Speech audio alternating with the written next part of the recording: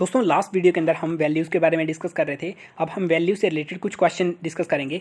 जैसे क्वेश्चन में फर्स्ट आता है कि आर वैल्यूज़, जो वैल्यू जिस चीज़ को इंपॉर्टेंस दी जाती है, क्या वो यूनिवर्सल है? मतलब अगर इंडिया के अंदर में सेम होगी, यूएस के अंदर में सेम होगी, नीचे हमारे साउथ अमेरिका में सेम होगी, फिर हमारे अफ्रीकन कंटिनेंट में सेम होगी, यूरोप में, रशिया के अंदर में सेम होगी, तो उसको बोलेंगे यूनिवर्सल। मतलब क्या, जो चीज़ इंडिया में वैल्यू की जाएगी वो अफ्रीका में भी वैल्यू की जाएगी, यहाँ पे भी वैल्यू होगी, या कोई कल्चर स्पेसिफिक होगी, मतलब अपने कल्चर के अनुसार वो स्पेसिफिक होगी किसी पर्टिकुलर कल्चर की, इंडिया के कल्चर के अनुसार, या इंडिया के रीजनल कल्चर के अनुसार, इंडिया की स्टेट्स के अनुसार, या हमारे डिफरेंट जो हमारा कंटिनेंट है उनके अनुसार होगी।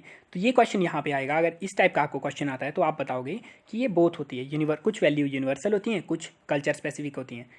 तो some value are universal and are appreciated by all. कुछ वैल्यू यूनिवर्सल होती हैं, जैसे हमारे पास में equality, honesty, truthfulness, faithfulness, love, peace, justice, ये जो है हर जगह वैल्यू की जाएंगी। चाहे आप किसी भी एरिया के अंदर हो, कहीं पे भी हो, सब लोग इक्वलिटी, ऑनेस्टी को वैल्यू करेंगे।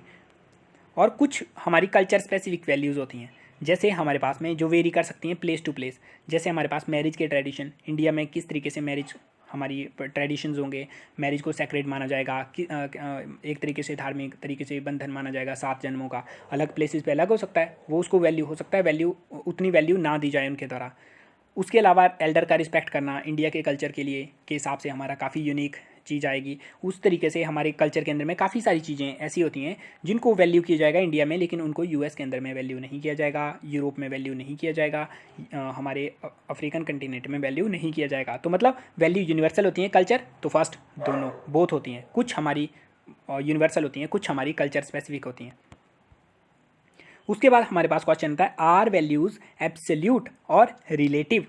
एब्सोल्यूट का मतलब कि जिस चीज़ को वैल्यू कर दिया वो आपको फॉलो करना ही करना है। जैसे अगर आपने मान लो एब्सोल्यूट मीन्स कि कोई चेंज नहीं आएगा इसमें, चाहे कंडीशन कैसी भी आ जाए। मतलब जैसे ट्रुथ ही होगा, चाहे कुछ भी हो जाए, अगर ट्रुथ बोलना है तो सिर्फ ट्रुथ ही बोलना है। और जैसे किलिंग जो है उसको किलिंग ही समझा जाएगा, मतलब किलिंग पनिशेबल होगा, चाहे आप कैसे भी करो, चाहे अपने सेल्फ डिफेंस के अंदर करो, या आप उसको नॉर्मली किल करने के लिए एक ऑनर किलिंग के तौर पे करो, या किसी टेररिस्ट को मारो, किलिंग ही होती है। तो वो होगा एब्सोल्यूट तरीके से। और रिलेटिव मतलब कि कंटेक्स्ट पे डिपेंड करेगा कि कंटेक्स्ट क्या है, उस हिसाब से पर्सन एक्ट करेगा, अपने अनुसार एक्ट करेगा। रिलेटिव का मतलब सिचुएशन पे डिपेंड करेगा। आप किल कर सकते हो अगर सोसाइटी की बेटरमेंट होती है उसके अंदर में। तो क्या वैल्यू हमारी एब्सोल्यूट है या रिलेटिव है? तो ऑब्वियस सी बात है ये हमारे पास में कि ये हमारे मोस्टली हमारे रिलेटिव काइंड के अंदर में आएंगी वैल्यू जो हैं। जैसे एग्जांपल के तौर के ऊपर अगर आप एब्सोल्यूट वैल्यू का एग्जांपल लोगे तो महात्मा गांधी जी के द्वारा क्या किया जाएगा, 55 करोड़ रुपए देने थे। जब पाकिस्तान, इंडिया और पाकिस्तान का डिवीज़न होता है तो उसमें हमारी जो संपत्ति थी उसको भी बांटा जाता है। और फिर हमारे पास जो आरबीआई थी उनको कितने 75 करोड़ रुपए देने थे। 20 करोड़ हमारे द्वारा दे दिए जाते हैं, उसके बाद 55 करोड़ इंडिया के द्वारा दिए जाने थे। अब उसके अंदर में क्या होता है, उस टाइम पाकिस्तान इंडिया पे अटैक कर देगा, तो हमारे कश्मीर रीजन के ऊपर अटैक कर दिया जाएगा उनके द्वारा।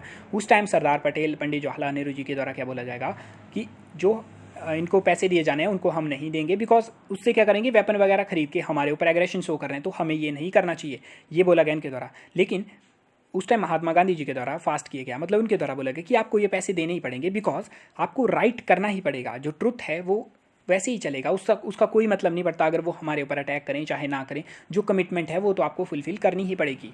तो एब्सोल्यूट काइंड की वैल्यू का उनके द्वारा एग्जांपल दिया गया। लेकिन रिलेटिव के अंदर क्या होना था, जो हमारे सरदार पटेल जी और पंडित जवाहरलाल नेहरू के द्वारा बोला गया कि ये हमारे रिलेटिव है, डिपेंड करता है कंटेक्स्ट पे, हमने तो देना ही था आपको, ये हम ईमानदारी से दे रहे थे, लेकिन आपने अटैक किया हमारे ऊपर तो आपको सफ़र करना पड़ेगा। तो इस तरीके से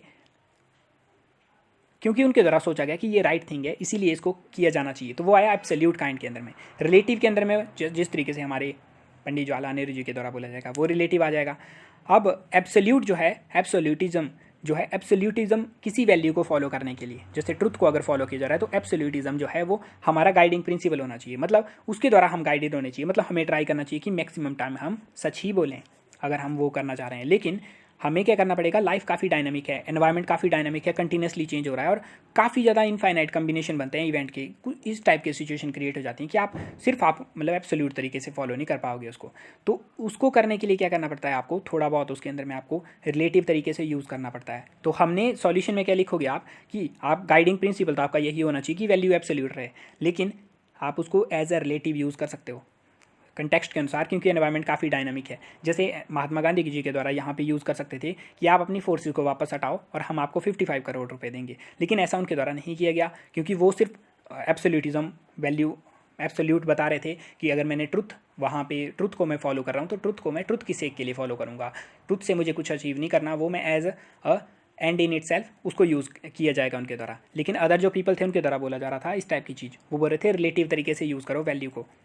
तो सेकंड क्वेश्चन का आंसर हमारे द्वारा क्या आया कि रिलेटिविटी जो है ज़्यादा सूटेबल है इंडिविजुअल के लिए, कंटेक्स्ट के अनुसार ज़्यादा सूटेबल है, और एब्सोल्यूट जो है वो हमारा गाइडिंग प्रिंसिपल होना चाहिए, हमें अचीव करने की कोशिश करनी चाहिए, लेकिन एनवायरनमेंट हमारा डायनामिक है तो हम रिलेटिव से काम चला सकते हैं। अब आता है हमारे पास में वैल्यूज़ जो हैं वो क्या स्टैटिक हैं, मतलब वो क्या वो कभी चेंज नहीं होती या हमारी डायनामिक है, तो वो तो हमने देख लिया। पीछे सती प्रथा खत्म होती है, धीरे धीरे करके ट्रिपल तलाक खत्म होगा, फिर temple entry, mosque entry and other जो चीज़ें हैं, ट्रांसजेंडर को उनके राइट वगैरह मिलने, तो मतलब वैल्यूज़ चेंज होती हैं, ये तो हमें समझ आ जाता है। लेकिन कितने जल्दी चेंज होती हैं?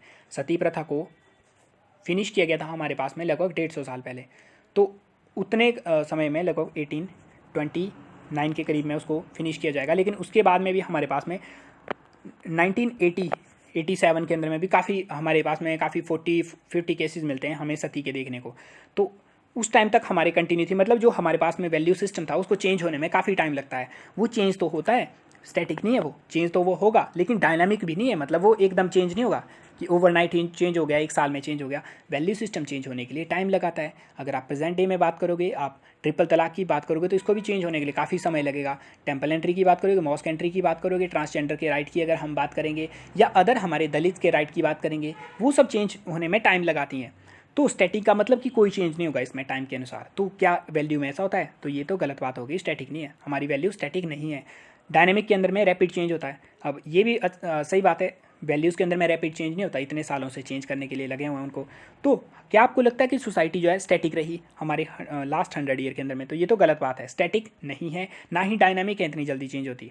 जैसे काफ़ी चेंजेस आए, LGBT उनको उनके राइट्स की बात होने लगी, जो हमारी वेस्टर्न सोसाइटी थी वहाँ तो उसको एज अ ऑफेंस समझा जाता था अगर आप LGBT कम्युनिटी से बिलोंग करते हो। लेकिन वैल्यूज़ चेंज हुई, वहाँ पे भी अनटचेबिलिटी वैल्यू इंडिया में चेंज हुई, sati, women equality, women entry inside temple, इस टाइप की चीज़ें जो है वो चेंज हुई हमारी सोसाइटी में। मतलब वैल्यूज़ ना ही स्टैटिक हैं ना ही वो डायनामिक हैं, तो वो क्या हैं? Relatively permanent. मतलब वो परमानेंट भी नहीं है, वो डिपेंड करती कंटेक्स्ट के अनुसार, कौन उनको इन्फ्लुएंस कर रहा है, एनवायरनमेंट के अंदर क्या क्या चेंजेस आ रहे हैं, उसके अनुसार उनके अंदर में चेंजेस आते हैं। मतलब वो ना स्टैटिक है ना डायनामिक है, वो चेंज होते रहते हैं, लेकिन वो जो है काफ़ी लंबा समय लेते हैं चेंज होने के लिए। बिकॉज जो लोग होते हैं अपनी वैल्यूज़ के अंदर में काफ़ी इन्वेस्टमेंट करते हैं, उनको क्रिएट करने के लिए बहुत सारा टाइम और एनर्जी लगाते हैं वैल्यूज़ को क्रिएट करने के लिए। उसके लिए एकदम चेंज नहीं होती, आप आज चेंज लेके आओगे सोसाइटी में और वो कल को दिख जाएगा आपको, काफ़ी सालों के बाद में वो धीरे धीरे करके चेंज होती हैं। तो ना ही स्टैटिक ना ही डायनामिक, वो इन दोनों का मिश्रण है।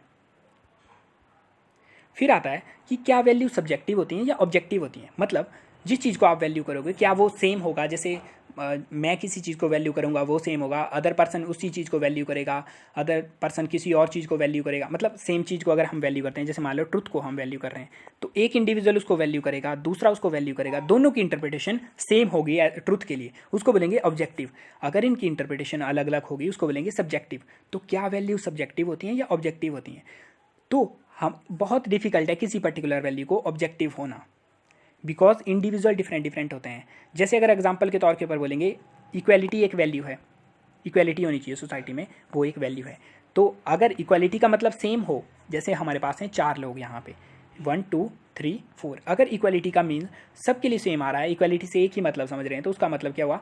Equality as a value objective है। लेकिन अगर ये सब्जेक्टिव है, इक्वालिटी तो सब डिमांड कर रहे हैं, लेकिन ये हो सकता है ये बोले कि मैन जो हैं, इक्वालिटी तो मिलनी चाहिए वोमेन को, लेकिन उसके अंदर में मैन थोड़े सुपीरियर होते हैं, ये इनके द्वारा बोला जा सकता है। ये दूसरा ग्रुप हो सकता है, वो बोले कि सब लोगों को इक्वालिटी मिलनी चाहिए, लेकिन हमारे जो दलित ग्रुप है उनको इक्वालिटी नहीं मिलनी चाहिए, ये हो सकता है। या ये किसी जो हमारा थर्ड पर्सन होगा वो इक्वालिटी के अंदर में ये सोच सकता है कि LGBT कम्युनिटी वो हमसे कम राइट डिजर्व करते हैं, या कोई और कम्युनिटी उनको ये राइट नहीं मिलने चाहिए। इक्वालिटी की बात तो करेंगे लेकिन इंटरप्रिटेशन इनकी अलग अलग हो सकती है इक्वालिटी को लेके।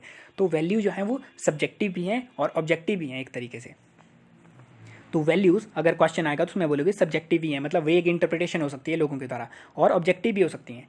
Objective value are those value जो कि hold worthy of desire no matter if we actually desire them और नॉट। तो ये जो होंगी इसको यूनिवर्सल तौर के ऊपर सब लोग डिज़ायर करेंगे। इसमें मतलब आपको खुद डिज़ायर करने की आवश्यकता नहीं पड़ेगी, ये नॉर्मल सी बात है, उसको डिज़ायर करना ही अगर आप एग्जिस्ट करते हो।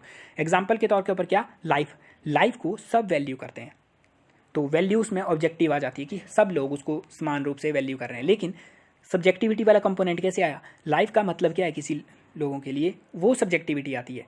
लेकिन but what is the meaning of life could be subjective for individual. मतलब जब हम लाइफ को एज अ वैल्यू ट्रीट करेंगे तो ये ऑब्जेक्टिव होगी, क्योंकि सब लोग लाइफ जीना कौन नहीं चाहता, सब लोग जीना चाहते हैं। लेकिन सब्जेक्टिव कब हो जाएगी, जब लाइफ का मीनिंग पूछेंगे लोगों से, कुछ बोलेंगे कि हमें खाना वगैरह मिलना चाहिए, बेसिक नीड्स हमारी पूरी हो जानी चाहिए, उसको लाइफ बोलेंगे।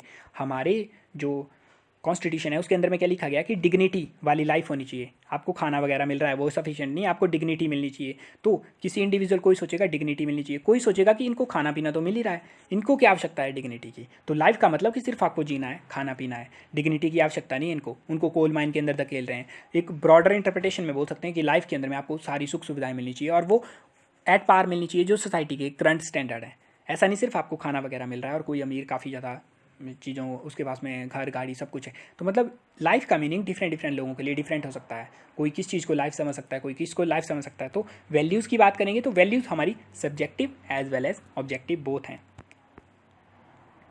अब एक और क्वेश्चन आता है वैल्यू कन्फ्लिक्ट वाला, तो इसमें पूछ सकते हैं what do you understand by value conflict. इसका क्या मतलब एक वैल्यू जब दूसरे से टकराएगी तो उसको बोलेंगे वैल्यू कन्फ्लिक्ट।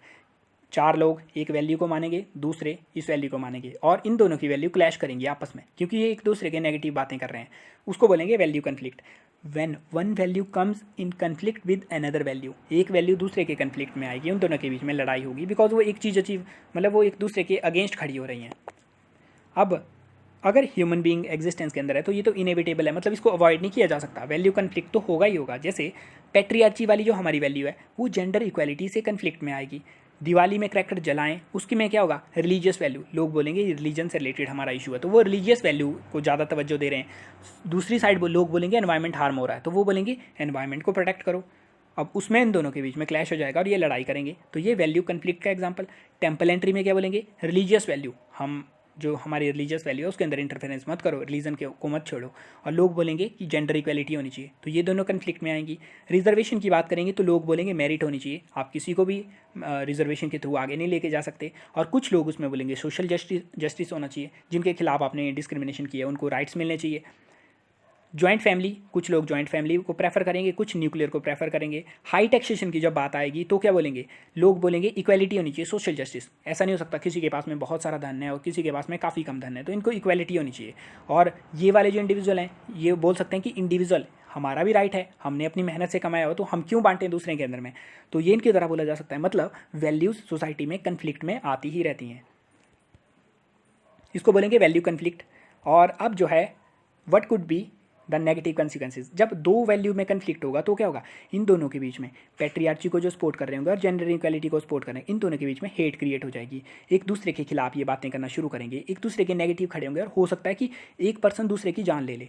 अब दोनों की वैल्यू में अगर कन्फ्लिक्ट आता है तो हो सकता है होस्टाइल होकर एक दूसरे की जान ले लें। जैसे मान लो एक रिलीजियस वैल्यू को फॉलो कर रहा है, दूसरा अपने रिलीजियस वैल्यू को फॉलो कर रहा है और वो उनकी वैल्यू को क्लैश कर रही है। कोई बोला मूर्ति पूजा नहीं करेंगे, कोई बोलता कि मूर्ति पूजा करनी चाहिए।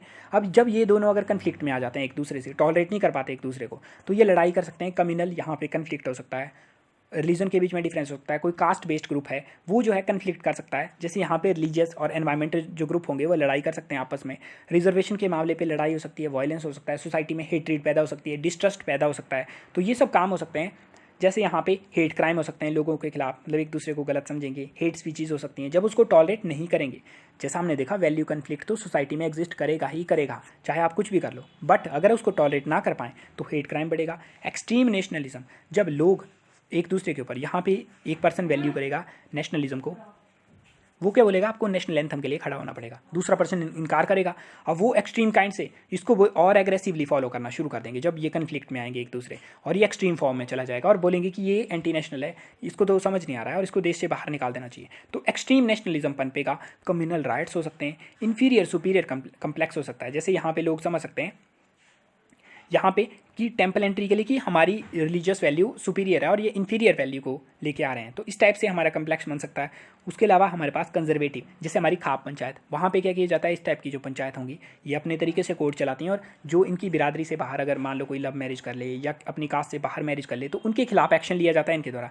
तो कंजर्वेटिव ये अपनी वैल्यूज़ को दूसरों के ऊपर थोपने की कोशिश कर रहे हैं, टॉलरेंस की भावना नहीं है यहाँ पे। उसके अलावा मॉरल पुलिसिंग का इशू आता है। मॉरल पुलिसिंग का क्या मतलब हुआ, when one group of people with a particular value, एक ग्रुप की किसी चीज़ को मानता है, किसी चीज़ को वैल्यू करता है वो, ठीक है, उसका कोई बिलीफ है, उस चीज़ को वैल्यू दे रहा है कि ये इंपॉर्टेंट है, हमारा कल्चर प्रिजर्व होना चाहिए, ये तो गलत बात है, ये वेस्टर्न जो कल्चर है उसको लेके आ रहे हैं, तो व्हेन दे कंसीडर, उसको वो राइट समझेंगे और वो उसी को इम्पोज करने की कोशिश करेंगे दूसरे ग्रुप के ऊपर, उसको बोलेंगे मॉरल पुलिसिंग। अब मॉरल में कोई मॉरलिटी नहीं लेके आ रही है, मतलब बेसिकली इनके पास में पावर कोई नहीं है पुलिसिंग की, ये सोच रहे हैं कि हम मॉरल साइड के अंदर में, ये हमारा राइट है, मतलब हम अपने कल्चर को बचाने की कोशिश कर रहे हैं, तो लोग कुछ जो है वो दूसरों के ऊपर इम्पोज करने की कोशिश करेंगे। जैसे वैलेंटाइन डे के बोलेंगे कि हमारे कल्चर के खिलाफ है, तो मॉरल पुलिसिंग करके उनको वैलेंटाइन डे जो सेलिब्रेट कर रहे हैं उनको वहाँ से हटाने की कोशिश की जाएगी उनके द्वारा, मतलब ये चाहेंगे कि हमारी सोसाइटी में इस टाइप की चीज़ें ना आए, ये कंजर्वेटिव अप्रोच अपना रहे हैं यहाँ पे। उसके अलावा क्या हो सकता है, यहाँ पे कव विजिलेंटिज्म हो सकता है, मतलब वो किसी चीज़ को अप्रोप्रिएट समझ रहे हैं और उसको फॉलो करने के लिए अपनी वैल्यू को दूसरों के ऊपर इम्पोज कर रहे हैं, तो इस टाइप की चीज़ें यहाँ पे आ सकती हैं। तो आपको मॉरल पुलिसिंग पे क्वेश्चन आ सकता है, वैल्यू कन्फ्लिक्ट, भी वैल्यू कन्फ्लिक्ट होता है सोसाइटी में, तो इस टाइप की चीज़ें हो सकती हैं। तो इसका क्या मतलब, हमें वैल्यू कन्फ्लिक्ट को डिक्रीज़ करना चाहिए, लेकिन जैसा हमें पता है कि वैल्यू कन्फ्लिक्ट अब डिक्रीज़ करने के लिए क्या करना पड़ेगा आपको, अगर सेम यूनिफॉर्म काइंड की एजुकेशन सिस्टम या लोगों को मॉडर्न वैल्यूज़ के अंदर में ट्रेन किया जाता है तो डिक्रीज़ हो सकता है, लेकिन कंप्लीट इसको एलिमिनेट नहीं किया जा सकता, इसीलिए सोसाइटी में टॉलरेंस की भावना पैदा होनी चाहिए।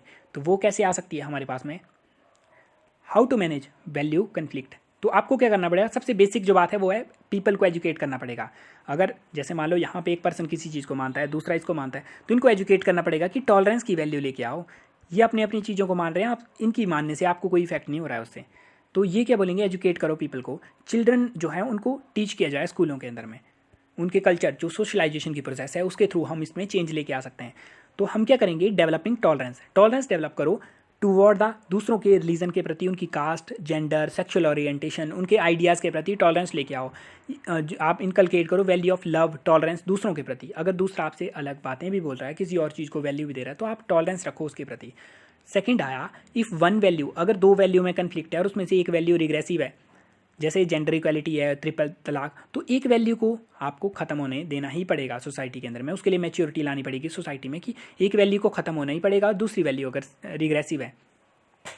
लेकिन कई बार कुछ वैल्यूज़ हमारी, जैसे यहाँ पे हमने देखा था एनवायरनमेंट से, यहाँ पे रिलीजियस वैल्यू, एनवायरमेंटल, अगर इसमें बराबरी हमारे पास दोनों आ रही हैं कि रिलीजियस वैल्यू के लिए लोग बोल रहे हैं और एनवायरमेंटल वैल्यू के लिए, तो यहाँ पे आप लोगों को टीच करो और जो भी चीज़ें उपयुक्त हैं उसको कॉम्प्रोमाइज़ करके यहाँ पे सुलझा लिया जाए। और कुछ अगर रिग्रेसिव और प्रोग्रेसिव है, जैसे पैट्रियार्ची और जेंडर इक्वालिटी, तो यहाँ पे पैट्रियार्ची को मरना पड़ेगा, तो ये इसके लिए मैच्योरिटी लेके आनी पड़ेगी सोसाइटी के अंदर में।